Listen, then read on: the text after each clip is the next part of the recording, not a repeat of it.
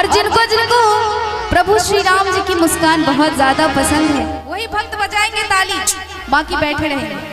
प्रभु श्री राम की मुस्कान सबको पसंद है ना? पक्का बोलो जय श्री राम। और दोनों हाथों को उठा के सारे भक्त तालियों के साथ।